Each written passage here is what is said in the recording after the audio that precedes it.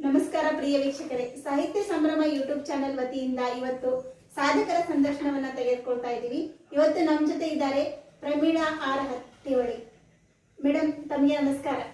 ನಮಸ್ಕಾರಮ್ಮ. ನಿಮ್ಮ ಊರು, ತಂದೆ ತಾಯಿ ಹೇಳಿ ಮೇಡಮ್. ಮೊದಲು ನೋಡಮ್ಮ, ನನಗೆ ನೀನು ಮಗಳಾಗ್ತೀವಿ.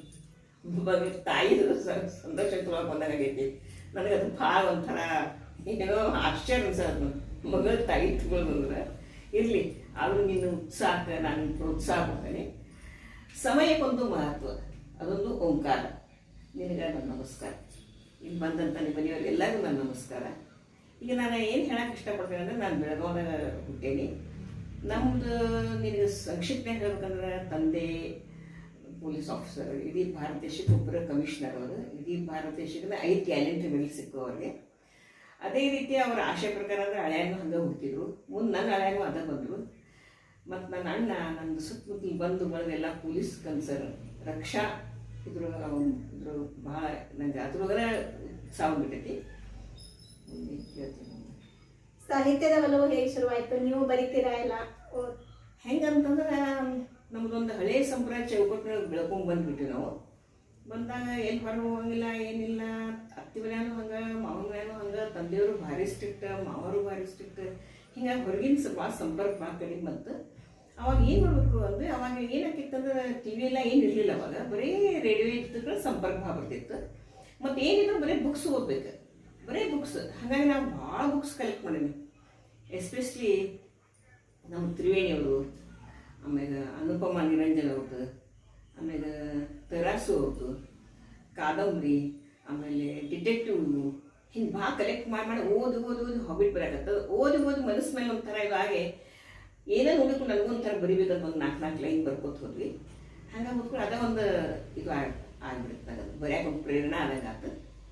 ಮುಂದೆ ಅಕಸ್ಮಾತ್ ನಮ್ಮ ಚೌಲಾರ್ ಮೇಡಮ್, ಡಾಕ್ಟರ್ ಚೌಲಾರ್ ಮೇಡಮ್, ಉತ್ತರ ಕರ್ನಾಟಕ ಲೇಖಕ ಸಂಘದ ಫೌಂಡರ್, ಅವರ ಫೌಂಡರ್ ಅದ ಮೇನ್. ಅವ್ರ ಅಕಸ್ಮಾತ್ ಪರಿಚಯ ಆದ್ರು. ಅವ್ರು ಹೇಳಿದ್ರು, ನಿಮ್ಗೆ ಬಂದದ್ದು 4 ಅಕ್ಷರ ನೀವು ಬರೀರಿ, ನಿಮಗೆ ನಾನು ಪ್ರೋತ್ಸಾಹ ಮಾಡ್ತೀನಿ ಅಂತ ಹೇಳಿದ್ರು.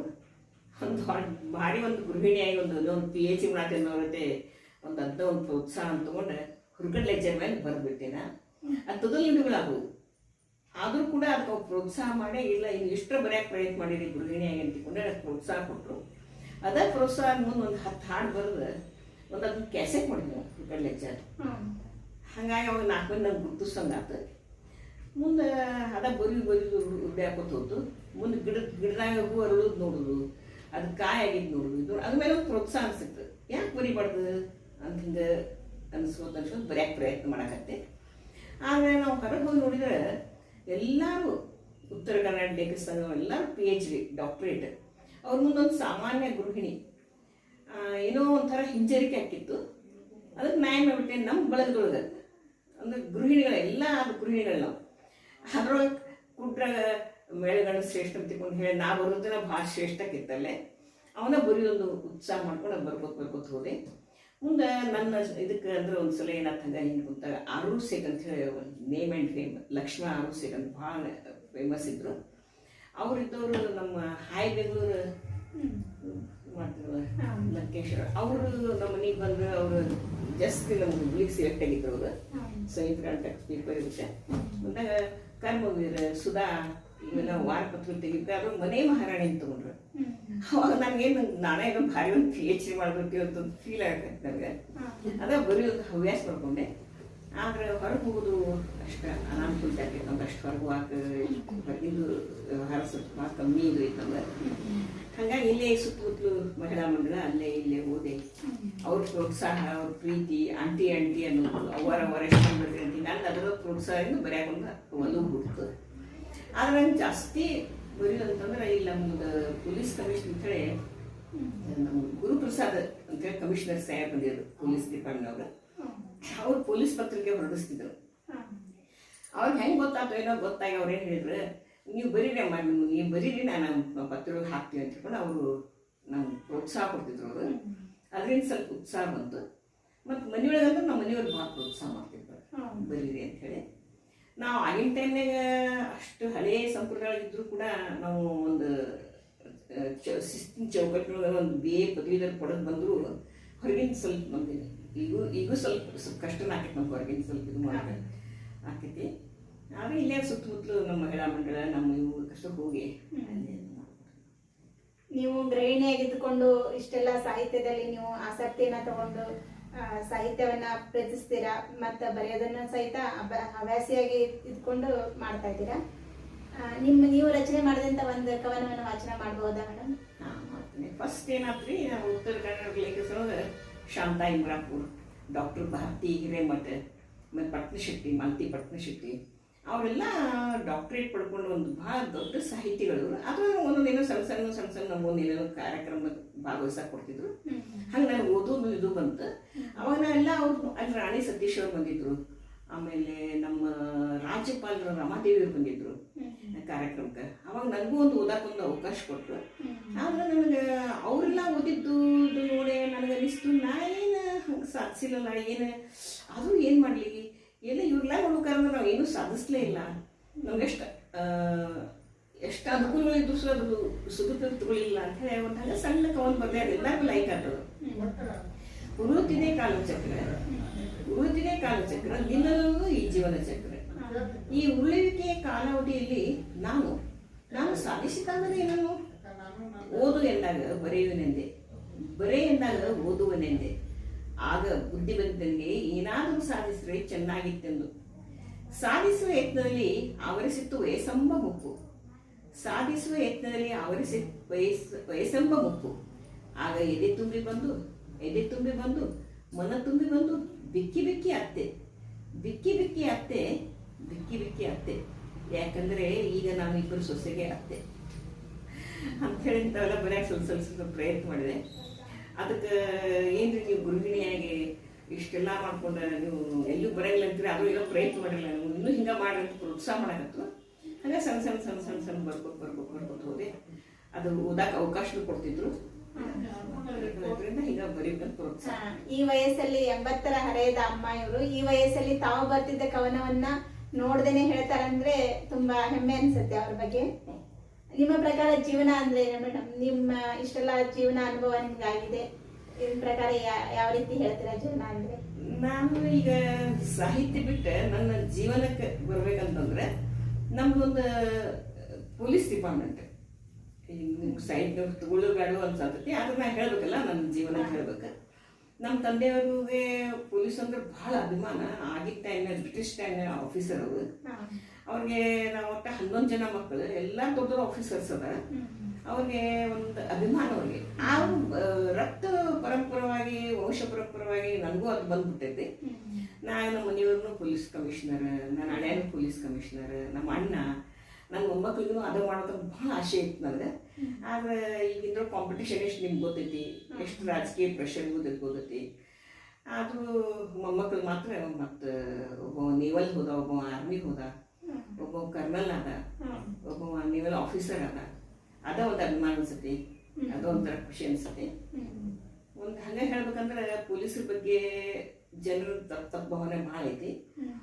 ಅದ್ರ ಸಲ ಒಂದು ಸ್ವಲ್ಪ ಬೇಜಾರು ಅನ್ಸತ್ತೆ ನನಗೆ. ಯಾರೋ ಒಬ್ರು ಮಾಡೋದ್ರಿಂದ ಎಲ್ಲರೂ ಆಗಂಗಿಲ್ಲ. ಯಾಕಂದ್ರೆ ಇಡೀ ಇವತ್ತು ನಮ್ದು ಈ ಜಿಲ್ಲಾ ಅಥವಾ ನಮ್ದು ಈ ಹುಬ್ಬಳ್ಳಿ ಊರು ಕಾಯೋರಂದ್ರೆ ಆರಕ್ಷಕರ. ನಮ್ಗೆ ಅದ್ರ ಭಾಳ ಮಂದಿಗೆ ಅದು ಕಲ್ಪನಾ ಬರಂಗಿಲ್ಲ. ಎಲ್ಲರೂ ತಮ್ಮ ಫೀಲ್ಡ್ ಒಳಗೆ ತಾವ ಭಾರಿ ಅಂತ ತಿಳ್ಕೊಂಡಿರ್ತಾರೆ. ಆದ್ರೆ ಖರೇ ನಿಜವಾಗಿ ಕಾಯೋರು ನಮ್ಮೆಲ್ಲ ಅಂದ್ರೆ ಆರಕ್ಷಕರ. ಆಮೇಲೆ ಒಂದು ಸಣ್ಣ ಕವನ ಹೇಳೇನಮ್ಮ?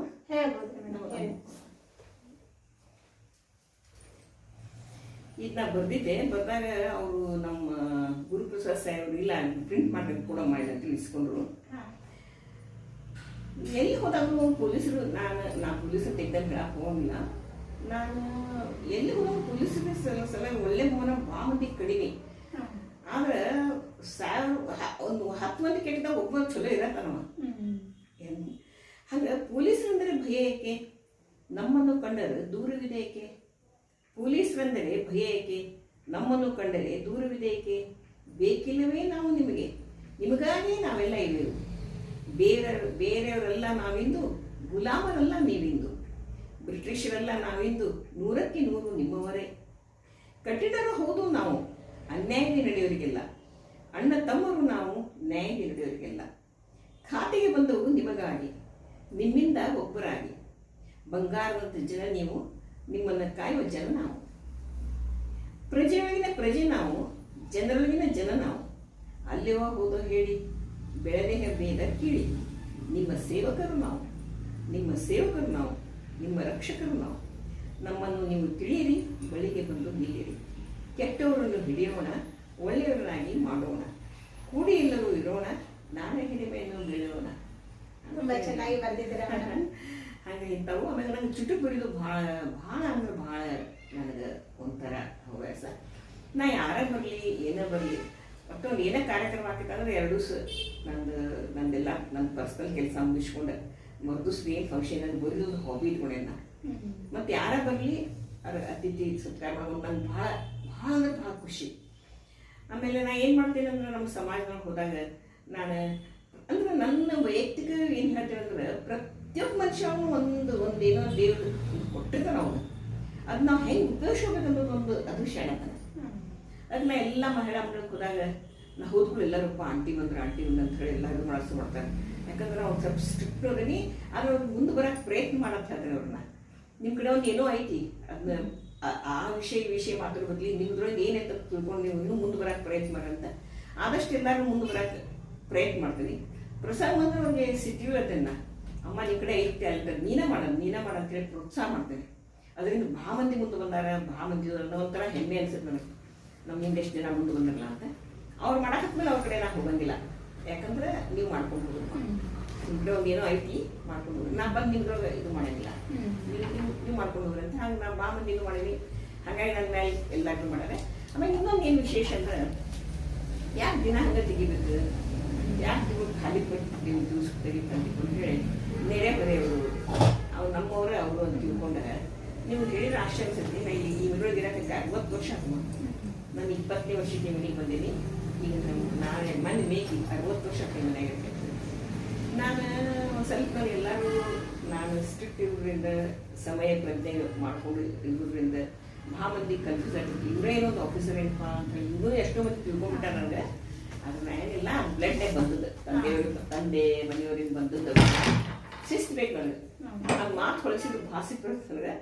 ನಾ ಏನು ಮಾಡ್ಬಿಟ್ಟೆ ಅಂದ್ರೆ ಎಲ್ಲರೂ ಒಳ್ಳೆ ಬಾಂಧವ್ಯಗಳನ್ನ ಇಟ್ಕೊಂಡು ನಮ್ಮ ಓಣ್ಯಾಗ ನಾವು ಎಷ್ಟು ಮಂದಿಪ್ಪ, ಈಗ ನೀವು ರೈಲ್ವೆ ಹಳಿ ದಾಟಿ ಕಡೆ ಏನು ಬರ್ತೀರಿ ವಿಜಯನಗರಕ್ಕೆ ಬಂದಾಗ ಎಷ್ಟು ಮಂದಿ ಲಿಂಗಾಯತ್ಸರಿ ನಾವು ಅಂದ್ರೆ ಲಿಂಗಾಯತ್ ನಮ್ಮ ಧರ್ಮದವ್ರು ಎಲ್ಲರೂ ಒಂದು ಹೆಣ್ಣು ಕೊಟ್ಟೇವಿ. ಇದೆಲ್ಲ ತಿಳಿದೋ ತಿಳಿಲಾರ್ದು ನನ್ನಿಂದ ಆಗಿರ್ತೈತೆ ಅದು. ಅಂದ್ರೆ ಹೆಣ್ಮಕ್ಳು ಏನಾದ್ರು ಹಿಂದೆ ಮಾತಾಡ್ಬೋದು ಅನ್ಸಲ್ಲ, ಅದು ಗಂಡು ಮಕ್ಳು ಹೇಳ್ತಾರೆ. ಅವ್ರು ನೇರವಾಗಿ ಮಾತಾಡ್ತಾರೆ, ಸ್ಪಷ್ಟವಾಗಿ ಮಾತಾಡ್ತಾರೆ. ನೀವು ಅವ್ರ ಮುಂದೆ ಸುಳ್ಳಪ್ಪನ ಮಾತಾಡಕ್ಕೆ ಹೋಗ್ಬಿಡ್ರಿ, ನಡೆಯಂಗಿಲ್ಲ ಅದೆಲ್ಲ. ಏನಾರೇ ನೀವು ಅವ್ರನ್ನೇ ಹೆಣ್ಣು ಕೇಳೋದ್ಮೇಲೆ ನೀವು ಅದನ್ನ ಇನ್ನೊಂದ್ಸಲ ವಿಚಾರ ಮಾಡಿ ಹೋಗ್ರಿ ಅಂತಾನೆ. ನಾವು ಹಾಗಾಗಿ ಒಂದು ಕೊಟ್ಟೇವಿ, ಒಂದು ತೊಗೊಂಡೇವಿ. ಹಾಗಾಗಿ ನಾವು ಎಲ್ಲ ಒಳ್ಳೆ ನಮ್ಮ ಸಂಬಂಧಿಕರು ಅಂತ ಹೇಳಿ ಒಂದು ಭಾಳ ಹೆಮ್ಮೆ ಅಂತ ಹೇಳ್ತೇನೆ ನಾನು. ನಿಮ್ ಪ್ರಕಾರ ಸಾಧನೆ ಅಂದ್ರೆ ಏನು ಮೇಡಮ್? ಸಾಧನೆ ಅಂದ್ರೆ ಇದು ಒಂದು ಸಾಧನೆ. ಯಾವುದೇ ಕ್ಷೇತ್ರದಲ್ಲಿ ಇರ್ಲಿ, ಯಾವುದೇ ವ್ಯಕ್ತಿ ಆಗಿರ್ಲಿ, ಯಾವ ರೀತಿ ಸಾಧನೆ ಅಂದ್ರೆ ಜೀವನದಾಗ ಒಂದು ಹುಟ್ಟು ಬಂದಿದ್ಮೇಲೆ ಹುಟ್ಟು ಒಂದು ಕ್ಷಣ, ಸಾವು ಒಂದು ಕ್ಷಣ, ನಡೆದೇ 3 ದಿನ. ಅದರಲ್ಲೇ ರಾಮಾಯಣ ಮಹಾಭಾರತ ಮಾಡ್ಕೊಳ್ಬೇಕಲಿ ಇರೋ 3 ದಿವಸನ ದಾನ ಧರ್ಮ ಮಾಡ್ಕೊಂಡು ಇರಬೇಕು. ಒಳ್ಳೆ ಸಂಬಂಧಗಳನ್ನ ಬೆಳೆಸ್ಕೋಬೇಕು, ಒಳ್ಳೆ ಆತ್ಮೀಯತೆಯನ್ನು ಬೆಳೆಸ್ಕೋಬೇಕು, ಒಬ್ರಿಗೂ ಸಹಾಯ ಮಾಡಬೇಕು. ಏನು ದೇವ್ರು ಕೊಟ್ಟಾದ್ಮೇಲೆ ಅದು ನಾವು ಉಪಯೋಗಿಸೋದ್ಲಿ ನಮ್ಗೆ ಎಷ್ಟು ಬೇಕಷ್ಟು ಇಟ್ಕೊಂಡು ಉಳಿದು ಹಿಂಗೆ ಮಾಡಬೇಕು. ಹಾಗಾಗಿ ನಾವು ಬಡವ್ರ ಬಗ್ಗೆ ಮಾಡಕ್ಕೆ ಭಾಳ ಇಷ್ಟಪಡ್ತೀನಿ. ನೀವು ಹೇಳಿರೋ ಆಶ್ಚರ್ಯ ಅನಿಸ್ಬೋದು. ನಮ್ಮ ಮನೆಯೊಳಗೆ ಇದ್ದರೂ ಕೂಡ ಇಲ್ಲೇ ಕುಂತ್ರೆ ನಾವು ಬಡವ್ರ ಮದ್ವೆ ಒಂದು 50 ಸರಿ ಮಾಡಿದ್ವಿ. ಎಲ್ಲರೂ ಆಶ್ಚರ್ಯ ಪಡ್ತಾರೆ, ಒಳಗೆ ಕುಂಡಿರ್ತಾರಂತ. ಆದ್ರೆ ಹೊರಗೆ ಹೋಗ್ಲಕ್ಕ ಏನಿಲ್ಲ. ಆದ್ರೆ ನನ್ನ ಸುತ್ತಮುತ್ತಿನ ಜನರು ನನ್ನ ಸ್ವಭಾವಕ್ಕೆ ಅವರು ನನ್ನ ಜೋಡಿ ನೇರವಾಗಿ ಸ್ಪಷ್ಟವಾಗಿ ಇರ್ತಾರೆ. ಅವ್ರು ಏನಿದ್ರೆ ಅಮ್ಮಾರ ಮಾಡ್ತೀವಿ, ಅಮ್ಮಾರ ಇದು ಮಾಡ್ತೀವಿ ಅಂತ ಹೇಳ್ತಾರೆ. ಹಿಂಗಾಗಿ ನಮ್ಮ ಜವಾಬ್ದಾರಿ ತಿಳ್ಕೊಂಡು ಅಕ್ಕನ ಜವಾಬ್ದಾರಿನ ಏನೋ ಒಂದು ದೊಡ್ಡ ಕಾರ್ಯಕ್ರಮ ಬರಲಿ, ಒಂದು ಏನಾಯ್ತು ಬರಲಿ, ಅದ್ರ ಜವಾಬ್ದಾರಿ ನನಗೆ ಕೊಡ್ತಾರೆ. ಅಂದ್ರೆ ಮನ್ಯಾಗ ಕೂತ್ರು ಮಾಡ್ತಾರೆ ಆಂಟಿ ಅಂತ್ಕೊಂಡು ಹೇಳಿ. ನನ್ನ ಸುತ್ತಮುತ್ತಲಿನ ಎಲ್ಲ ಯುವಕರು ಅಥವಾ ಹಿರಿಯರು ಅಥವಾ ಎಲ್ಲ ವ್ಯಾಪಾರ ಅವೆಲ್ಲ ನನಗೆ ಸಹಕಾರ ಮಾಡ್ತಾರೆ. ಮಾಡಿ ಒಂದು ಯಾವುದೋ ಮ್ಯಾಗ್ಜಿನ್ ಹೊರಡ್ಲಿ ಅಥವಾ ಒಂದು ಇದು ಹೊರಡ್ಲಿ, ಒಂದು ಏನೋ ಬುಕ್ ಮಾಡಲಿ, ಇದು ಮಾಡಲಿ, ಇದು ಬರಬೇಡ್ರ ಮಾಡಿ ವಯಸ್ಸಿಗೆ ನಾವು ಮನೆಗೆ ಬಂದು ತಗೋತೀವಿ ಅಂತ ಹೇಳ್ತಾರೆ. ಬಂದು ತಂದು ತೋರಿಸ್ತಾರೆ, ಮತ್ತೆ ಒಯ್ತಾರೆ. ಆದ್ರೆ ಅವ್ರಿಗೆ ಏನು ಇದು ಇರ್ತೈತಿ, ಅವ್ರಿಗೆ ಕೇಳಿದ ಇಷ್ಟು ಕೇಳಿದ್ರೆ ಇಷ್ಟು ಕೊಡೋಷ್ಟು ದೇವ್ರು ಕೊಟ್ಟಾನ, ಅದನ್ನ ಮನಸ್ಸಾ ಕೊಡ್ತೇನೆ ನಾನು. ಅವರು ಹಂಗಾಗಿ ನಮ್ಗೆ ಅವ್ರಿಗೆ ಸಂಬಂಧ ಚಲೋ ಉಳಿತಾವ ಅಂತ ಇಷ್ಟು ಹೇಳಕ್ ಬಯಸ್ತೇನೆ. ಅಮ್ಮ ಹೇಳ್ತಾರೆ ಹೊರಗೆ ಅವ್ರು ಎಲ್ಲೂ ಹೋಗಲ್ಲ, ಆದ್ರೂ ಸಹ ಅವರು ಜನರ ಪ್ರೀತಿಯನ್ನ ಸಂಪಾದನೆ ಮಾಡಿದ್ದಾರೆ. ಅವರು ತಮಗೋಸ್ಕರ ತಮ್ಮ ಮನೆಗೋಸ್ಕರ ಅಷ್ಟೇ ಅಲ್ಲದೆ ಈ ಸಮಾಜಕ್ಕೋಸ್ಕರ ಸಮಾಜದಲ್ಲಿರೋ ಬಡವರಿಗೋಸ್ಕರ ಅವರು ಸಹಾಯ ಹಸ್ತ ಮಾಡ್ತಾರೆ. ಯಾರೇ ಅವ್ರಿಗೆ ಸಹಾಯ ಬೇಕು ಅಂತ ಕೇಳ್ಕೊಂಡ್ಬಂದ್ರು ಅವ್ರು ಇಲ್ಲ ಅಂತ ಹೇಳಂಗಿಲ್ಲ. ಅವರು ಎಲ್ಲರನ್ನೂ ಒಂದೇ ರೀತಿ ನೋಡ್ತಾರೆ. ಆ ವಿಶ್ವ ಪಾತೃತ್ವ ಹೃದಯ ಅವರಲ್ಲಿದೆ ಅಂತ ಹೇಳೋದಕ್ಕೆ ನನಗೆ ಹೆಮ್ಮೆ ಅನಿಸ್ತತೆ.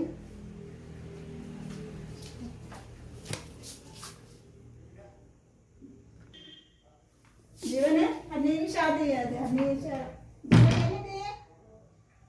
ಜೀವನ್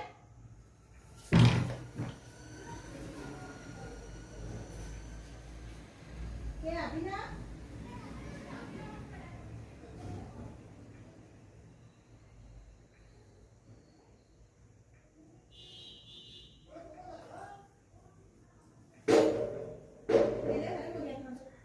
ಇಲ್ಲೇ ಅದನ್ನ ಕಂಟಿನ್ಯೂ ಮಾಡ್ಬಿಡ್ಲೇ. ಈಗ 15 ನಿಮಿಷದ ಮೇಲೆ ಆಗೈತ್ರಿ ಅದು. ಇನ್ನೊಂದು 5 ನಿಮಿಷ ಮಾತಾಡ್ಬಿಡನ್ರಿ ಇದ್ರಾಗ ಅವ್ರ ಅಲ್ಲಿ ಮಾಡೋಣ ಅಂತ ಹೇಳಿ ಹೋದ ನೋಡ್ರ.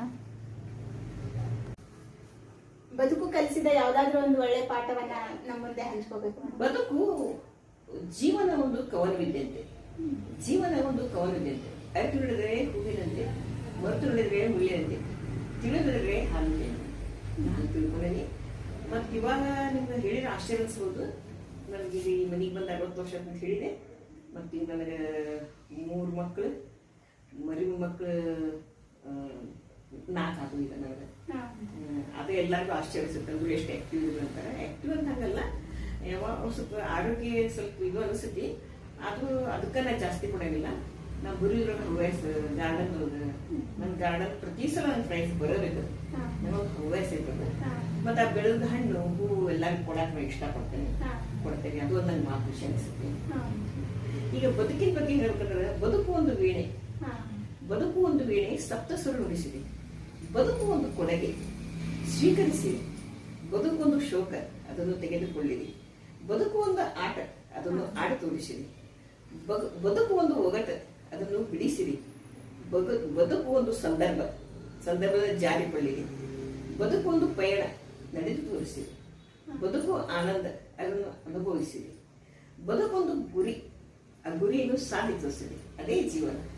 ನಾವು 80 ವರ್ಷ ಕಲ್ಕೊಂಡು ಬಂದಿದ್ದು. ಮಹಿಳಾ ಬರಹಗಾರರಿಗೆ ಒಂದು ಏನಾದ್ರು ನಿಮ್ದು ಸಂದೇಶ? ಬರಹಗಾರರಿಗೆ ಅಂದ್ರೆ ಈಗ ಉದಾಹರಣೆ ಈಗಿಂದ ತಗೊಂಡೇನು ನಾನು ಈ ಸಣ್ಣಕಾಯಿಗೆ ಇಷ್ಟು ನಿಮ್ಗೆ ಎಷ್ಟು ಈಗಿನ ಜನ್ರೇಷನ್ ನಮ್ಮ ಜನ್ರೇಷನ್ ಭಾಳ ಇದು ಆಕೈತೆ ಅನ್ಸುತ್ತೆ ನಮಗೆ. ಈಗ ನೋಡ್ರಿ ಭಾಳ ಪ್ರೋತ್ಸಾಹಗಳು ಭಾಳ ನಾವು, ಅನುಕೂಲಗಳು ಭಾಳ ನಾವು. ನಮ್ಮ ಟೈಮ್ನಾಗ ಒಂದು ಸಂದರ್ಭ ಓದಿಗೆ ಬರ್ತಿದ್ದಿಲ್ಲ. ಮತ್ತು ಒಂದು ಹಳೆ ಸಂಪ್ರದಾಯ ಸಿಲಿಕೆ ನಾವು ಹೋಗಕ್ಕೂ ಆಗಿಲ್ಲ. ನೀವು ಯಾರ ಬರಹಗಾರಿ ಅವ್ರಿಗೆ ನಾವು ಪ್ರೋತ್ಸಾಹ ಮಾಡ್ತೇನೆ, ನನ್ನ ಕಡೆಯಿಂದ ಏನಾಗಿದೆ ಅಂತ ಸಹಾಯ ಮಾಡ್ತೇನೆ ಅಂತ ಹೇಳ್ತೇನೆ. ಯಾವುದೇ ರೀತಿಯಿಂದ ಇರ್ಬೋದು. ಉದಾಹರಣೆ ನಿಂದ ತಗೋದಿಲ್ಲ, ನೀ ಏನೋ ಬೇಕಾದ ಬೀಳಿಸು ನನ್ನ ಕೈಲಾದಷ್ಟು ನಾ ಇಟ್ಕೊಂತೆಲ್ಲ ಸಹಾಯ ಮಾಡ್ತೇನೆ ಅಂತ ಇವತ್ತು ವಾಗ್ದಾನ ಮಾಡ್ತೇನೆ. ಕನ್ನಡ ಅಭಿವೃದ್ಧಿಗಾಗಿ ನಿಮ್ಮ ಕನಸುಗಳು? ಕನ್ನಡ ಸಾಹಿತ್ಯದ ಬಗ್ಗೆ ಆಗಲಿ, ಕನ್ನಡದ ಭಾಷೆ ಬಗ್ಗೆ ಆಗಲಿ. ಕನ್ನಡ ಅಂದ್ರೆ ಹೆಮ್ಮೆ, ನಮ್ಮ ಭಾಷೆ, ನಮ್ಮ ಮಾತೃಭಾಷೆ. ಆಮೇಲೆ ರಾಷ್ಟ್ರಭಾಷಾ ಹಿಂದಿ. ಆಮೇಲೆ ಮತ್ತೆ ಇದು ಇಡೀ ಜಗತ್ತಿನಾಗ ಎಲ್ಲ ಅಡ್ಡಾಡ್ಬೇಕಂದ್ರೆ ಇಂಗ್ಲಿಷ್ ಭಾಷೆ ಅವಶ್ಯ ಬೇಕೇ ಬೇಕು. ಹಿಂದಿ ರಾಷ್ಟ್ರಭಾಷಾ ಅಂದ್ರೆ ಹಿಂದಿ ಕಲಿಲೇಬೇಕು. ಕನ್ನಡದ ಬಗ್ಗೆ ಒಂದು ವಿಶೇಷವಾದ ಅಭಿಮಾನ ಪ್ರೀತಿ ಇದೆ ಅಲ್ಲ ತಮ್ಗೆ, ಅದ್ರ ಬಗ್ಗೆ ಒಂದೆರಡು ಮಾತು ಮಾತಾಡಿ. ಕನ್ನಡ ಅಂದ್ರೆ ನನಗೆ ಅಭಿಮಾನ ಐತೆ. ಕನ್ನಡದೊಳಗೆ ಅಭಿಮಾನ ಹೇಳ್ತೇನೆ. ಯಾರ ಕನ್ನಡ ಒಂದು ಎಲ್ಲೇ ಸಿಗ್ಲಿ, ಯಾರೋ ಊರು ಹುಡುಕ್ತೇವೆ, ಇಲ್ಲ ಹುಡುಕ್ತೇವೆ, ಕನ್ನಡ ಒಂದು ಏನೋ ಯಾರೋ ನಮ್ಮ ಒಡ ಹುಟ್ಟಿದವ್ರು ಸಿಕ್ಕಷ್ಟು ಅಂತ ಅಭಿಮಾನ ಅನ್ಸುತ್ತೆ. ಅದು ಕನ್ನಡವನ್ನು ಉಳಿಸೋಣ, ಕನ್ನಡವನ್ನು ಬೆಳೆಸೋಣ ಅಂತಿಕೊಂಡು ಆಸೆ ಪಡ್ಕೊಂತ. ನಿಮ್ಗೆ ಈಗ 80ರ ಆಸ್ಪಾಸ್ ಇರಬಹುದು ಅಂತ ಅನ್ಕೋತೀನಿ. ಈ ವಯಸ್ಸಲ್ಲಿ ನೀವು ಇಷ್ಟು ಹೆಚ್ಚು ಕ್ರಿಯಾಶೀಲರಾಗಿದ್ದೀರಾ ಮತ್ತು ನಿಮ್ಗೆ ಜಾಸ್ತಿ ನೆನಪಿನ ಶಕ್ತಿನೂ ಹಾಗೆ ಇದೆ ನಿಮ್ಗೆ. ಇದ್ರ ಹಿಂದೆ ಗುಟ್ಟೇನು, ನಮ್ಮ ಯುವತಿಯರಿಗೆ ಇದು ಒಂದು ಸ್ಫೂರ್ತಿ ಆಗ್ಬೇಕು ಅಂತ ಹೇಳ್ತೀನಿ. ಯಾವಾಗ್ಲೂ ಮತ್ತೊಂದು ನೋಡಿ ಯಾವಾಗ್ಲೂ ಏನು ಮಾತಾಡಕ್ ಹೋಗ್ಬಾರ್ದು. ನನ್ನ ವೈಯಕ್ತಿಕವಾಗಿ ಹೇಳ್ತೀನಿ ನಾನು. ಯಾವಾಗ್ಲೂ ಮನುಷ್ಯ ಮತ್ತೊಬ್ಬರ ಬಗ್ಗೆ ಕೆಟ್ಟ ವಿಚಾರ ಮಾಡಕ್ ಹೋಗ್ಲೇಬಾರ್ದು. ನಮ್ದು ಈಗ ಉದಾಹರಣೆ ನಂದ ಜೀವನ ತಗೊಂಡ್ರೆ ನಾ ಯಾಕೆ ಇಷ್ಟ ಮಾಡ್ತೇನೆ ಅಂದ್ರೆ ನಾ ಯಾವಾಗ್ಲೂ ಸಕಾರಾತ್ಮಕ ವಿಚಾರಗಳು, ಮಿತ ಆಹಾರ, ಸಕಾರಾತ್ಮಕ ವಿಚಾರ ಮಾಡ್ಕೊಂಡು ಆಟೋಮೆಟಿಕ್ಲಿ ಮಿತ ಆಹಾರ, ವಾಯು ಆಹಾರ. ಇದರಿಂದ ನಮ್ಗೆ ಆರೋಗ್ಯದ ಇದು ಐತೆ ಅಂತ ಅನ್ಸುತ್ತೆ. ಮತ್ತೆ ಯಾವಾಗ್ಲೂ ಯಾರ ಮೇಲೂ ಪ್ರೆಷರ್ ಮಾಡಕ್ ಹೋಗಂಗಿಲ್ಲ. ಆಕ್ಚುಲಿ ನಾವು ಬೆಳೆದ್ ಬಂದು ವಾತಾವರಣ ನಾವು ಇರೋ ಡಿಪಾರ್ಟ್ಮೆಂಟ್ ನೋಡಿದ್ರೆ ನಾವು ಒಂದ್ಸಲ ನಾ ಸಣ್ಣಗಿದ್ದಾಗ ಭಾರಿ ಸ್ಟ್ರಿಕ್ಟ್ ಇದ್ದೆ. ಎಲ್ಲ ನಾವು ಯಪ್ಪ ಇದು ಆಶೀರ್ವಾದ ಇದು ಮಾಡ್ತಿದ್ರು ಅಂತ ಇವತ್ತು ನಾನೇ ಬದಲಾವಣೆ ಮಾಡ್ಕೊಂಡ್ಬಿಟ್ಟೇನೆ. ಬೇಡಪ್ಪ ಇದು ನನಗಷ್ಟ ಸೀಮಿತ ಇರ್ಲಿ, ಈಗಿನ ಜಗತ್ತನ ಬೇಗ ಐತಿ. ಸೊ ಅವ್ರನ್ನ ನಾವು ಹೊಂದ್ಕೊಂಡ್ಬಿಟ್ಟೆ. ಸೊ ಹೂ ಅಂದ್ಬಿಟ್ರೆ ನಮ್ಗೆ ಏನು ಗೊತ್ತೈತಿ, ಹೂ ಅಂದ್ರೆ ಸ್ಯಾಟಿಕ್ಸ್ ಅಂತ. ಹಾಗಾಗಿ ನಾನು ಇಬ್ರು ಸುಸ್ತಾಗಿ ನಾವು ಸ್ವತಂತ್ರ ಇಟ್ಕೊಂಡೇನೆ. ಯಾಕಂದ್ರೆ ಅವ್ರ ಜೀವನದ ಬಂದದ್ದು ತವ್ರನ್ನ ಬೆಳೆ ಬಂದದ್ದು ಬೇರೆ ಇರ್ತೈತಿ, ನಮಗ್ ಬೇರೆ ಇರ್ತೈತಿ. ಅದು ನಾವ ವಯಸ್ಸಾಗಿ ನಾವ ಸಮಾಜಕ್ಕೆ ಸುಮ್ಮನೆ ಒಂದು ಪುಸ್ತಕ ಬರೋದು ಅಥವಾ ಪುಸ್ತಕ ಓದ್ಬೋದು, ಒಂದೆರಡು ನಾಲ್ಕು ಓದ್ಬೋದು, ಒಂದೆರಡು ಹಿಂದೂ ಬೀಳೋದು. ಆಮೇಲೆ ನಂಗೆ ಹಾಡೋದು ಭಾಳ ಶೋಕಿ, ಹಾಡೋದು ಭಾಳ ಶೋಕಿ. ಈಗ ನಾ ಇತ್ತಿತ್ತಲಾಗೆ ನಿಮ್ಮೊಂದು ಹೇಳ್ಬೇಕು, ಅವ್ರ ನೀನು ಮಗಳು ಅಂತ ತಿಳ್ಕೊಂಡೆ. ನಾನು ನಿಮ್ಗೆ ಹೇಳ್ತೇನೆ, ನಾನು ಏನೋ ನಂದು ದೈವ ಅನ್ಬೇಕು, ನನ್ನ ಮಗಳು ಕಳ್ಕೊಂಡೆ. ನಾನು ಅಲ್ಲಿ ಸಣ್ಣಕ್ಕಿಡ್ಲಕ್ಕಿ ಭಾಳ ಆಕ್ಟಿವ್ ಇದ್ಲು. ಆಕೆ ನನಗೊಂದು ಇಷ್ಟ ಆಸರ ಇಡ್ಲಕ್ಕೆ ನನಗೆ ಅಂದ್ರೆ ನಿಶ್ಚಿಂತಿದೆ. ನಮ್ಮ ಮನೆಯವ್ರಿಲ್ಲ ಅಂದ್ರೂ ಆಕೆ ರಾಳ ಅಂತಂದಿತ್ತು. ಆದ್ರೆ ಆಕೆ ಜ್ವರ ಬಂದು ಏನೋ ಅಂದ್ರೆ ಆಕೆ ಅಷ್ಟೇ ದೇವ್ರು ಬೇಡದಿಲ್ಲ ಏನೋ ಗೊತ್ತಿಲ್ಲ. ಅದಕ್ಕೆ ಭಾಳ ಅದ್ರಿಂದ ದುಃಖ ಪಡ್ತೇನೆ ನಾನು. ಆದ್ರೆ ಹುಟ್ಟು ಸಾವು ಆಗ್ಲೇಬೇಕಲ್ಲ. ಇಲ್ಲಿರೋದು ಸುಮ್ಮನೆ ಅಲ್ಲಿದೆ ನಮ್ಮ ಮನೆ ಅಂತ ಗೊತ್ತೈತೆ ನನಗೆ. ಗೊತ್ತಿದ್ರು ಕೂಡ ಹಡದ ಕಳ್ಳದ ನೋವು ಆಕೈತಿ. ಅದು ಒಂದು ಧೈರ್ಯ ತಗೊಂಡು ಮತ್ತೆ ನಾ ಎಲ್ಲರೂ ನನ್ನ ಮಗಳು ಕಾಣಕ್ಕೆ ಪ್ರಯತ್ನ ಮಾಡ್ತೇನೆ. ದೇವರ ಮನೆ ಇದು ಈ ಜಗವಿಲ್ಲ, ದೇವರ ಮನೆ ಇದು ಈ ಜಗವಿಲ್ಲ, ಬಾಡಿಗೆದಾರರು ಜೀವಿಗಳಿಲ್ಲ. ಇಷ್ಟೇ ದಿವಸ ಇಷ್ಟೇ ವರುಷ ಇರಬೇಕೆಂಬುವ ಕಟ್ಟುಕರಾರು, ಏನಿರುವುದೇನೋ ಅರಿತವರ. ನಾನೇ ಕಟ್ಟಿಸಿದೆ ನಾನೇ ಹುಟ್ಟಿಸಿದೆ ಎಂಬುದೆಲ್ಲ ಜನ್ಮವಸು ಅಂತಕ್ಕೆ ಗುರುವು ಈ ಜೋಳು. ಇಷ್ಟನೇ ಕೊಟ್ಟಿಹ ಆತನೇ ಕರುಣೆ, ಒಂದಿಷ್ಟಾದರೂ ಉಪಕೃತಿ ಸ್ಮರಣೆ, ಹಿಡಿದರೆ ಒಳಿತು ಬಾಡಿಗೆ ಸಲ್ಲಿತು. ಪಾರ್ವತಿ, ಇವತ್ತು ನನಗೆ ಬಂದೆಮ್ಮ, ನನ್ನ ಮಗಳಂತ ನಾನು ತಿಳ್ಕೊಂಡು ಭಾಳ ಅಭಿಮಾನದಿಂದ ನೀನು ಕರ್ದೇನಿ.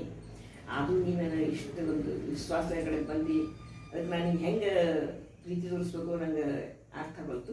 ಕನಸು ನೂರಾರರಲ್ಲಿ ಪಾರ್ವತಿ, ಕನಸು ನೂರಾರರಲ್ಲಿ ಮನಸ್ಸು ಒಂದೇ ಇರಲಿ. ಕನಸು ನೂರಾರರಲ್ಲಿ ಮನಸ್ಸು ಒಂದೇ ಇರಲಿ. ಯೋಚನೆ ಸಾವಿರ ಇರಲಿ, ಗುರಿ ಒಂದೇ ಇರಲಿ. ನಿನಗೆ ಎಷ್ಟೇ ಸ್ನೇಹಿತರಿರಲಿ, ನಿನ್ನ ಮನಸ್ಸಿನಲ್ಲಿ ನನಗೊಂದು ಸ್ಥಾನ. ಕೇಳಿದ್ರಲ್ಲ ವೀಕ್ಷಕರೇ, ಇಷ್ಟೊತ್ತು ಅಮ್ಮ ಏನ್ ಹೇಳಿದ್ರು, ಅಲ್ಲಿರುವುದು ನಮ್ಮನೆ, ಇಲ್ಲಿ ಬಂದೆವು ಸುಮ್ಮನೆ ಅಂತ. ನಾವ್ ಯಾವತ್ತಿದ್ರು ಒಂದಲ್ಲ ಒಂದ್ ದಿವಸ ಆ ಮನೆಗೆ ಹೋಗ್ಲೇಬೇಕು. ಆದ್ರೆ ಇಲ್ಲಿರೋ ತನಕ ಎಲ್ಲರ ಪ್ರೀತಿಯನ್ನ ಗಳಿಸ್ಬೇಕು, ಎಲ್ಲರ ಜೊತೆ ಪ್ರೀತಿಯಿಂದ ಇರ್ಬೇಕು ಮತ್ತು ಸಕಾರಾತ್ಮಕವಾಗಿ ನಾವು ಯೋಚಿಸ್ಬೇಕು. ಅಂದ್ರೆ ನಮ್ಮ ಆತ್ಮವಿಶ್ವಾಸವನ್ನ ನಾವು ಹೆಚ್ಚಿಸ್ಕೋಬೇಕು. ನಾವು ಇತರರಿಗೆ ಮಾದರಿಯಾಗಿರ್ಬೇಕು, ಯಾರ ಮನಸ್ಸು ನೋಯಿಸಬಾರ್ದು ಅನ್ನೋದು ಅಮ್ಮನವರ ತತ್ವ. ಇವರ ಮಾತುಗಳು ಎಲ್ಲರಿಗೂ ಒಂದು ಸ್ಫೂರ್ತಿ ಆಗ್ತವೆ ಅಂತ ನಾನು ಭಾವಿಸ್ತೀನಿ. ಇಷ್ಟೊತ್ತು ನಮ್ಮ ಜೊತೆ ಮಾತಾಡಿದ್ದಕ್ಕೆ ಧನ್ಯವಾದಗಳು ಮೇಡಮ್. ನಮಸ್ತೆ. ಬಂದ್ಮೇಲೆ